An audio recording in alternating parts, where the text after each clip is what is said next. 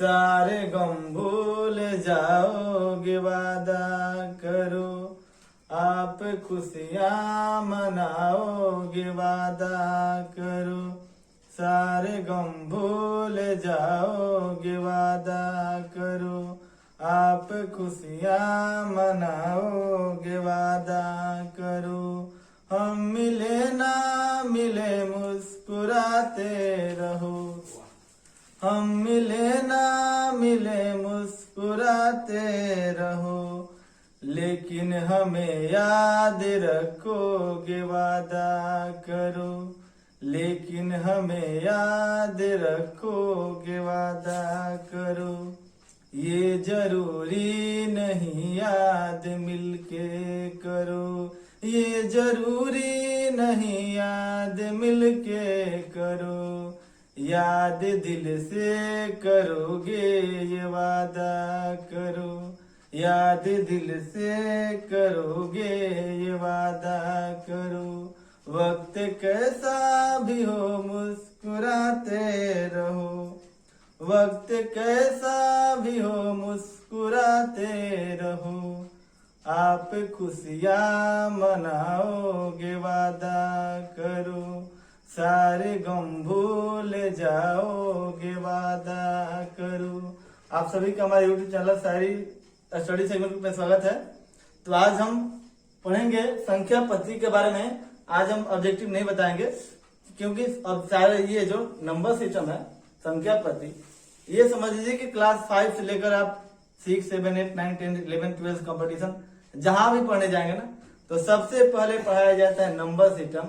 तो आप इस दृष्टिकोण से समझ सकते हैं ये टॉपिक कितना इंपॉर्टेंट है जो कि पढ़ाया जाता है नंबर सिस्टम। अब इसमें पढ़ा क्या जाता है ये समझिएगा कि नंबर सिस्टम में क्या क्या होता है। आप जानते होंगे नेचुरल नंबर क्या होता है, होल नंबर क्या होता है, odd number, even number, prime number, composite number, coprime number, rational number, irrational number, ये आप जानते होंगे, लेकिन फिर भी कहीं ना कहीं गलती कर देते हैं। तो वो समझना है कि वो क्या होता है। यही होता है नंबर सिस्टम के बाद। इंटेजर क्या होता है, पॉजिटिव इंटेजर क्या होता है, नेगेटिव इंटेजर क्या होता है, बस यही पढ़ना है नंबर सिस्टम में। और यही क्लास 5 से पढ़ते आ रहे हैं, फिर भी कहीं ना कहीं समस्या हो जाता है कि परिमेय है कि अपरिमेय है। तो ये समझना है ऑड क्या होता है, इवन क्या होता है, कंपोजिट क्या होता है, प्राइम नंबर क्या होता है, को प्राइम नंबर क्या होता है, इंटेजर क्या होता है, रेशनल इरेशनल क्या होता है, यही तो पढ़ना है। तो सबसे पहले हम आपको बताएंगे नंबर के बारे में। नंबर जो मूलतः होता है वो आप जानते होंगे, हिंदी में पढ़े होंगे तो 10 शब्द। ये फिजिक्स में आपने पढ़ा होगा इमेज के बारे में। तो इमेज होता है दो तरह का होता है, रियल और वर्चुअल। उसी तरह से वास्तविक और काल्पनिक, जिसके आप आभासी कहते हैं या काल्पनिक कहते हैं। उसी तरह से नंबर में जो होता है वो दो तरह का नंबर होता है। एक रियल नंबर होता है जो कि आप पढ़ेंगे क्लास 10 तक पढ़ेंगे तो रियल नंबर ही पढ़ेंगे, इमेजनरी नंबर नहीं मिलेगा आपको पढ़ने के लिए। तो पहला हो गया रियल नंबर यानी कि वास्तविक संख्या, जिसके बारे में आप पढ़ रहे हैं, पढ़ते आ रहे हैं, पढ़ रहे हैं, अभी भी पढ़ रहे हैं इसी के बारे में। और एक होता है जिसको कहा जाता है इमेजनरी नंबर। इमेजनरी नंबर मतलब होता है काल्पनिक संख्या। अब आप सोच रहे होंगे कि इमेजनरी रियल नंबर तो पढ़ लिए, ये तो अभी तक पढ़े, वर्तमान में जब भी पढ़े ना, शुरू से जिस क्लास से पढ़ना शुरू किए और अभी तक क्लास 10 तक पढ़ेगा तो सारा नंबर आपको मिलेगा रियल नंबर ही मिलेगा। तो रियल नंबर के बारे में बताने की तो आवश्यकता नहीं है, आप सभी लोग जो भी पढ़े वो रियल नंबर, परिमेय, अपरिमेय, जो भी है, सम, विषम, पूर्णांक, सब रियल नंबर ही होता है। काल्पनिक संख्या क्या होता है, इसको हम आई से सूचित करते हैं, स्मॉल आई, जिसको कहा जाता है इमेजनरी नंबर। इसका मान होता है √-1। ये भी पढ़ने के लिए आपको मिलेगा जब आप 11th क्लास में जाएगा तो उसका 11th का 5वां चैप्टर है कॉम्प्लेक्स नंबर, सम्मिश्र संख्या, उसी के बारे में पढ़ेगा, उसी चैप्टर में पढ़ेगा ये इमेज नंबर क्या होता है। इसके बारे में हम ज्यादा विस्तार से नहीं बताएंगे, लेकिन हाँ इतना जानना जरूरी है। जरूर नहीं कि 9वां का जितना सिलेबस है, जितना 10वां का सिलेबस उतना ही पढ़ा जाए, कुछ एक्स्ट्रा भी पढ़ना जरूरी होता है ताकि पता चले हाँ कुछ एक्स्ट्रा पढ़ा है तो बड़का तेज है, कुछ एक्स्ट्रा जानता है। अब इतना नहीं कि जितना सिलेबस उतना ही पढ़ा जाए, किताब से थोड़ा एक्स्ट्रा भी पढ़ा जाइए, हो सकता है आ जाए क्वेश्चन में। तो इसके बारे में जानिए कि आई बराबर होता है -1 इस अंडर रूट -1 इसी को कहा जाता है काल्पनिक संख्या। आई स्क्वायर बराबर होता है -1 और आई का पावर 4 की जगह पे +1 होता है, इसी को कहा जाता है इमेजिनरी नंबर। और वास्तविक संख्या आप पढ़े होंगे 2 4 6 8 0 -2/3 जो भी होता है क्या होता है वास्तविक संख्या होता है। 2 3/4 -5 ये सब क्या है वास्तविक संख्या। परिमेय संख्या, परिमेय संख्या, सम संख्या, विषम संख्या, पूर्णांक, परिमेय जो भी है सब क्या है वास्तविक संख्या होता है। अब वास्तविक संख्या के बारे में बताएंगे।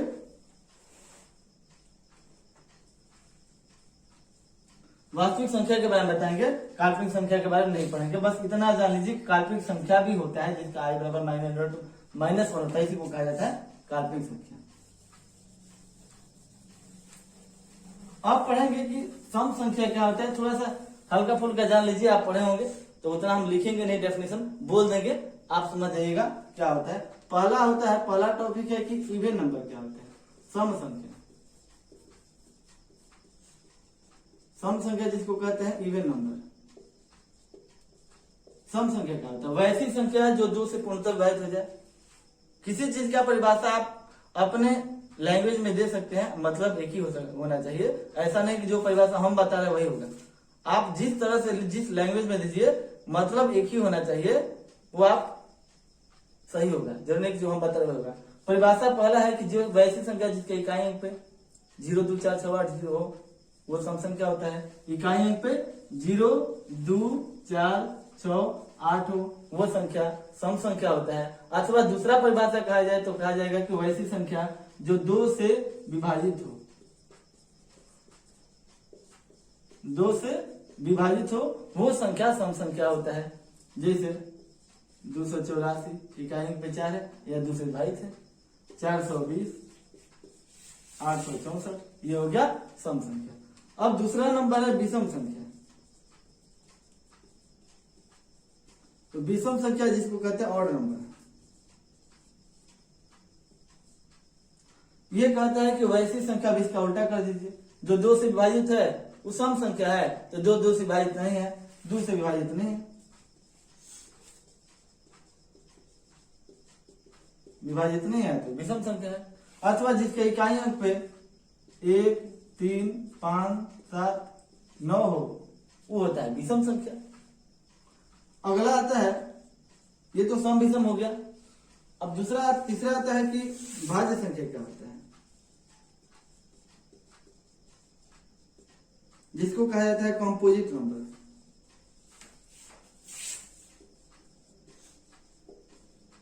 तो भाज्य संख्या वही होता है, इसका भी परिभाषा तो है। पहला परिभाषा कह रहे हैं कि वैसी संख्या जो एक और स्वयं के अलावा किसी अन्य संख्या से कटे,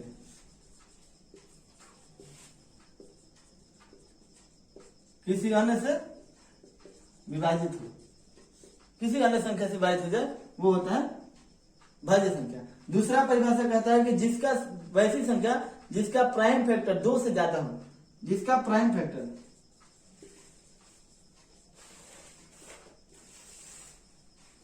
2 से ज्यादा हो,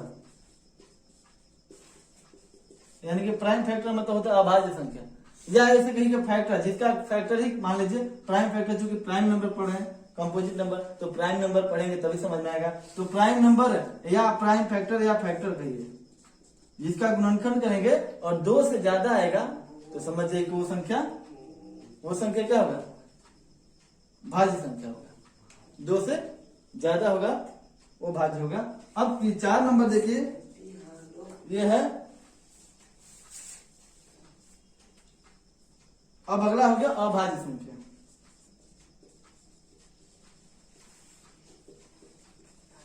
अभाज्य का मतलब हो गया प्राइम नंबर।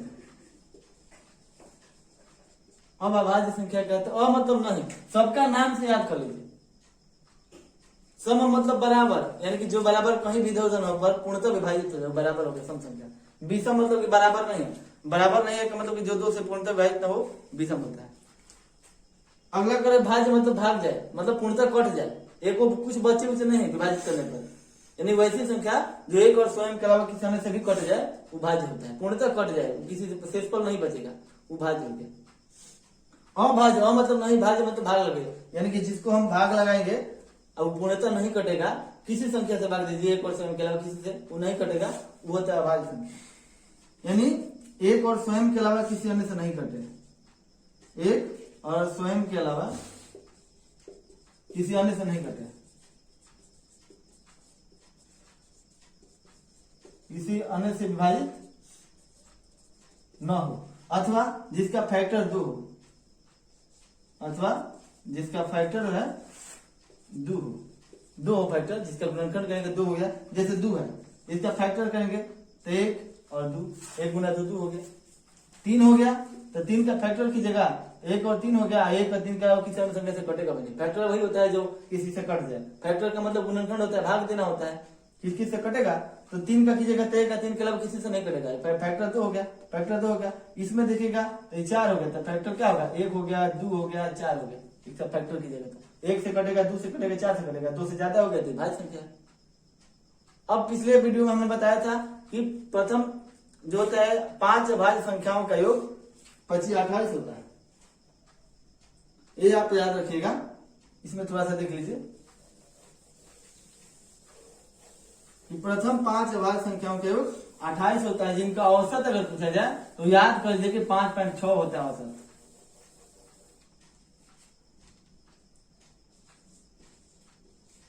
प्रथम 5 अभाज्य संख्या का योग, प्रथम 5 अभाज्य संख्या का योग जो होता है 28 होता है, और औसत पूछा जाए तो औसत जो होता है 5.6 होता है। 1 से 50 तक जो अभाज्य संख्या निकलेगा उसकी संख्या होती है 15, जिनका योग होता है 328, इनका योग होता है 328।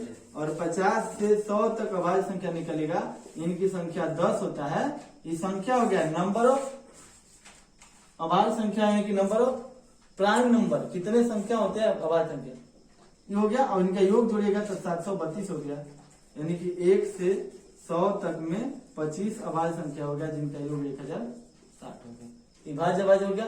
अब देख लीजिए सहअभाज्य संख्या, सहअभाज्य संख्या मतलब होता है को प्राइम नंबर, सहअभाज्य संख्या होता है, सह मतलब साथ में, अभाज्य, अब इसको समझिएगा, सहअभाज्य मतलब साथ में, अभाज्य भाग नहीं लगे, सह मतलब साथ में, अभाज्य मतलब भाग नहीं लगे, साथ में रहेगा और विभाजित नहीं होगा। तो अब सहअभाज्य का मतलब देख लीजिए, इसका मौसम हैसियत 1 होता है, जिसका मसब 1 होता है वही होता है सहअभाज्य संख्या। अब लगातार कोई भी संख्या ले लीजिए, वो अभाज्य सहअभाज्य संख्या होगा। लगातार आप कहीं से भी कोई संख्या ले लीजिएगा ना तो सहअभाज्य होगा। लगातार संख्या, लगातार 2 संख्या आप कहीं से भी ले लीजिए, वो सहअभाज्य संख्या होता है। जैसे देखिए 4 और 5, इसका मसो निकलेगा तो 1 ही आएगा। और कोई भी संख्या, जरूरी नहीं कि लगातार हो, कोई संख्या जिसका मसो 1 आ जाए, यानी दोनों में कोई कॉमन उपलब्ध न हो, गुणनखंड कीजिए कोई कॉमन नहीं हो, उसको वही होता है सहअभाज्य संख्या। जैसे 4 और 9, अब आप कहिएगा कि सहअभाज्य मतलब क्या होता है अभाज्य संख्या? नहीं, सहअभाज्य का मतलब दोनों अभाज्य नहीं होता है। सहअभाज्य का मतलब हो गया साथ में हो और एक दूसरे से कटे नहीं। अब 4 है तो भाज्य संख्या है, 9 भी भाज्य संख्या है, लेकिन दोनों आ गया तो अब इसका मौसम निकलेगा ना, तो ये आएगा, क्योंकि 4 ऐसी कोई संख्या नहीं जो 4 और 9 दोनों को विभाजित कर दे। तो ऐसी 2 संख्याएं साथ में आए जिसको कोई विभाजित नहीं कर पाए, 1 और स्वयं के अलावा, 1 के अलावा, तो वो हो गया सहअभाज्य संख्या। सहअभाज्य, सह मतलब साथ में, अभाज्य यानी कि साथ में आ गए तो अभाज्य होगा। अब दोनों एक साथ कटाएगा, अगर कट जाएगा तब भाज्य सहअभाज्य नहीं होगा, और नहीं तो जिसका मतलब सिंपल समझ लीजिए, जिसका मसो आ जाए वैसी 2 संख्या, जिनका मतलब 1 आ जाए, सिर्फ 1 आ जाए, वो होता है सहअभाज्य संख्या। अब देख लीजिए परिमेय संख्या के बारे में, रेशनल नंबर क्या होता है, और उसके बाद देखेंगे इरेशनल नंबर। परिमेय संख्या,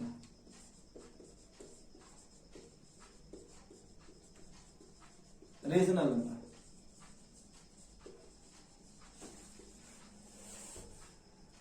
रेशनल नंबर यानी परिमेय संख्या कहता है कि जिसे आप p/q के रूप में लिख सकते हैं, जहां q नॉट इक्वल टू 0 हो। यानी कि p क्या होता है, p जो है न्यूमिनेटर हो गया और q डिनोमिनेटर हो गया। न्यूमिनेटर मतलब अंश होता है और डिनोमिनेटर का मतलब हर होता है। तो जिसका अंश q जीरो नहीं होना चाहिए, यानी कि हर जीरो नहीं होना चाहिए, इसका मतलब हर क्या है, किसी संख्या के नीचे आपने पढ़ा होगा कि किसी संख्या के नीचे कुछ ना हो तो एक होता है, किसी संख्या के आगे कोई चिन्ह ना हो तो प्लस होता है, और किसी जब ब्रैकेट हो उसके पहले कोई चिन्ह ना हो, संख्या हो, तो वहां पे उसको गुना माना जाता है, कुछ नहीं हो तो गुना माना जाता है। ये आपने पढ़ा होगा। तो ये हो गया 2/1, 2 एक परिमेय संख्या है क्योंकि बटा में 1 है। हाँ 3/0 है, यह परिमेय संख्या है क्योंकि q बटा में q है, p बटा q, और q जीरो नहीं होना चाहिए, जीरो हो गया तो यह परिमेय हो गया, यह आपका अपरिमेय हो गया, इनफाइनाइट हो गया, ये अपरिभाषित हो गया, भागा दीजिएगा जीरो से, क्या हो गया, अपरिभाषित हो गया, इन्फिनिटिव हो गया। तो वैसी संख्या जिसे अब परिमेय संख्या जिसका एक तो हो गया कि p बाई क्यू पे लिख सकते हैं, और दूसरा हो गया कि जिसका रूट से बाहर निकाल सकते हैं, जैसे √4, इसका मान 2 आ गया, परिमेय संख्या हो गया। तो जिसका रूट से बाहर निकाल सकते हैं वही हो गया, या p बाई क्यू पे लिख सकते हैं, जबकि नॉट इक्वल टू 0। अगला हो गया अपरिमेय संख्या। ये टॉपिक काफी महत्वपूर्ण है, भले ही आप इग्नोर कर दीजिए, देखे नहीं अलग बात है, लेकिन हमें लगता है ये बहुत ही महत्वपूर्ण टॉपिक है। आपको अलग ही बात है कि नहीं लगे, लेकिन हमें जहां तक लगता है सबसे महत्वपूर्ण टॉपिक है। अब अगला देखिए इरेशनल नंबर।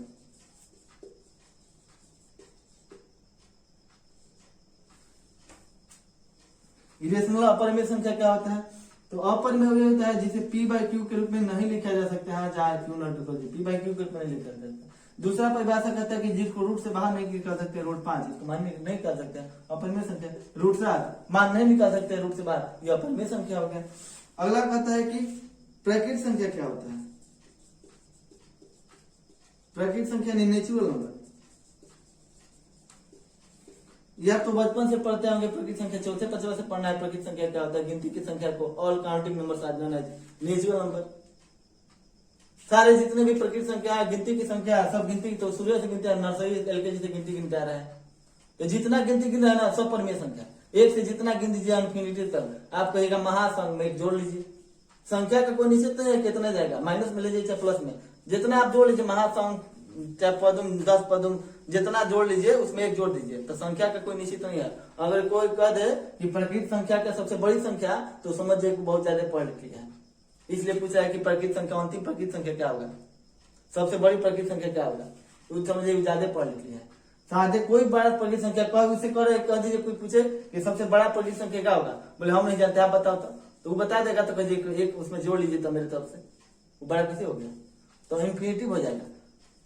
तो प्रकृत संख्या वही होता है जो odd counting number, all counting number are known as natural number. प्रकृत संख्या, गिनती की संख्या को प्रकृत संख्या कहते हैं। और एक से, अब गिनती आप कहां से शुरू करते हैं, जीरो से गिनती नहीं हो सकता है। गिनती जो शुरू होता है वो एक से शुरू होता है, 1 2 3 4 5 डॉट डॉट इन्फिनिटी तक, ये हो गया नेचुरल नंबर। अब अगला है होल नंबर। होल मतलब पूर्ण संख्या। अब पूर्ण संख्या क्या होता है, तो पूर्ण संख्या कहता है कि आप, अब नेचुरल नंबर कहता है प्रकृत संख्या कि आप हमें जीरो जोड़ दीजिएगा ना, तब पूर्ण संख्या बनेगी। When we add zero in the group of natural number, that is called whole number. मतलब हम जब जीरो को नेचुरल नंबर प्रकृत संख्या में जोड़ देते हैं, तो उस संख्या कहता है कि हम पूर्ण संख्या बन गए। यानी कि हो गया 0 1 2 3 4 5 6 इन्फिनिटी 0। अब यहाँ पे एक क्वेश्चन, दो क्वेश्चन समझिएगा, बहुत ही इंपोर्टेंट है, बहुत इंपोर्टेंट है, ध्यान दीजिएगा। क्वेश्चन कहता है कि सारे प्रकृत संख्या पूर्ण संख्या हो सकता है, तो सारे प्रकृत संख्या जो है पूर्ण संख्या है, सारे प्रकृत संख्या पूर्ण संख्या है, तो सारे प्रकृत संख्या में पूर्ण संख्या नहीं है, 1 2 3 4 5 सारे, तो सारा प्रकृत संख्या प्रकृत पूर्ण हो सकता है, सारा प्रकृत जो है पूर्ण हो सकता है, क्योंकि जितने प्रकृत संख्या वो सारा पूर्ण में है, तो हो सकता है। लेकिन सारे पूर्ण संख्या प्रकृत हो जाए, ये गलत है। सारा पूर्ण संख्या जो है प्रकृत में नहीं है, जीरो नहीं है, तो सारा पूर्ण संख्या प्रकृत नहीं हो सकता, ये गलत है, आई हो सकता है। अब पूर्णांक आप पढ़े होंगे, नेगेटिव इंटीजर और पॉजिटिव इंटीजर, तो जीरो से पहले बाएं तरफ संख्या रेखा पढ़े होंगे आप, ऐसे आपने संख्या रेखा पढ़ा होगा, जीरो होता है, जीरो कहा जाता है, zero is neither negative not positive, zero न धनात्मक है न ऋणात्मक है। जीरो के बाएं तरफ रखेगा तो -1 -3 निगेटिव इंटीजर हो गया, पूर्णांक हो गया। अब उधर जाइएगा यानी कि जीरो से बड़ा धनात्मक पूर्णांक है, जीरो से छोटा ऋणात्मक पूर्णांक। तो आज का क्लास हमारा इतना रहेगा। अब अगले दिन से हम पढ़ेंगे ऑब्जेक्टिव क्वेश्चन। अब हमने इसलिए बता दिया कि बहुत सारा क्वेश्चन जो हमने बताया पिछले 9th या 10th का वीडियो हमने बनाया, उसमें बताया तो परिमेय संख्या, अभाज्य संख्या के बारे में पढ़ना था। तो आज हम इतना ही पढ़ेंगे। अगर वीडियो अच्छा लगे तो शेयर कीजिएगा। हाँ, इस वीडियो को देखना नहीं बोलेगा, बिना स्किप किए देखिएगा तब आपको ज्यादा समझ में आएगा, क्योंकि ये टॉपिक ज्यादा ही महत्वपूर्ण है। इसलिए हम बीच में ऑब्जेक्टिव को छोड़कर इस टॉपिक को बनाना पड़ा। 9th 10th 8th किसी के लिए, जहां तक 11th पढ़ते हैं ना तो उनको भी पढ़ना है, 12th पढ़ते हैं तो पढ़ना है, कंपटीशन पढ़ते हैं वो भी पढ़ना है। अब सोच लीजिए कि आप 6th 7th में होंगे तो अब सोचेंगे हम नहीं पढ़ेंगे, तो सोचिए कितना चालाक है आप। तो बस आज का क्लास इतना रहेगा, फिर मिलेंगे अगले क्लास में ऑब्जेक्टिव के साथ। तब तक के लिए धन्यवाद।